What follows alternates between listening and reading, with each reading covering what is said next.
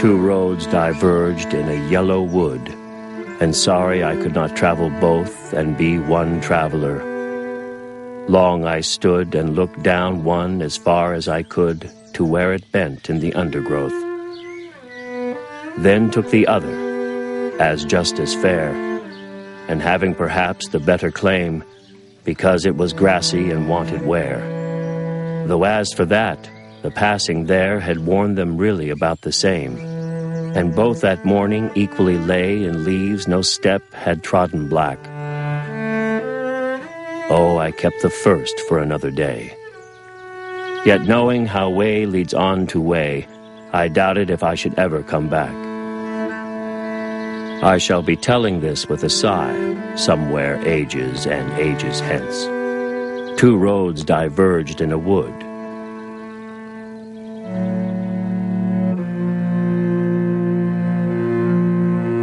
And I took the one less traveled by.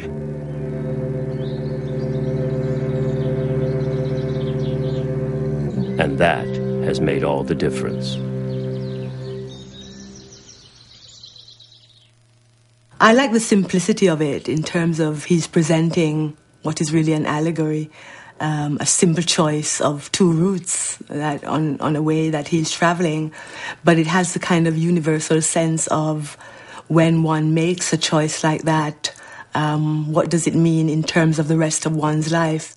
The Road Not Taken is one of Frost's most popular poems, and it's one that is so popular it winds up sewn onto tea towels and such. You know, I took the road less traveled by, but I think it's more complex than that.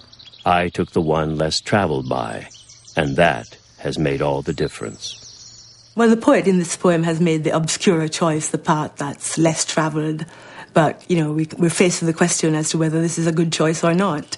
Why it works for many readers, I think, is because a trivial choice can make all the difference. Or we have a sense in our lives that the smallest of choices can really change everything. I shall be telling this with a sigh, somewhere ages and ages hence. Two roads diverged in a wood, and I took the one less travelled by. And that has made all the difference. And sorry I could not travel both and be one traveller. Long I stood and looked down one as far as I could to where it bent in the undergrowth. That's 4 lines that run over, they run on. You don't come to the end of what you're saying at the end of each line, even though the rhymes might be happening at the end of the line. You, for sense and for reading what a sentence is, you have to go across the lines. One aspect of Frost that I really love, and has always been a great influence on me, is the tension between speech rhythms, the sound the music people make when they speak, and traditional meter, and the kind of unique music that happens from the fusion or conflict of the two. In fact, he thought of them as at war with one another, and it was from that conflict that the music comes out. Two roads diverged in a yellow wood, and sorry I could not travel both and be one traveller. Long I stood and looked down one as far as I could to where it bent in the undergrowth. That this wood in which he's made this decision is like the darkness of our own knowing ourselves. How do you decide to go one path rather than the other? Well, you just make a decision, and then later you make a story about it. And he's made a story about making a story. I shall be telling this. The reader is invited somehow to speculate as to what kind of choice that might be. Is it the choice of a career, the choice of a partner, the choice of the type of poem he wants to write? It could be any of these things or all of these things, but the poem doesn't say. I don't think the writer makes it clear at all as to whether it's the right or the wrong choice of route. I think that is the ambiguity that you find in any good poem. And the poem is just as inviting as the two paths.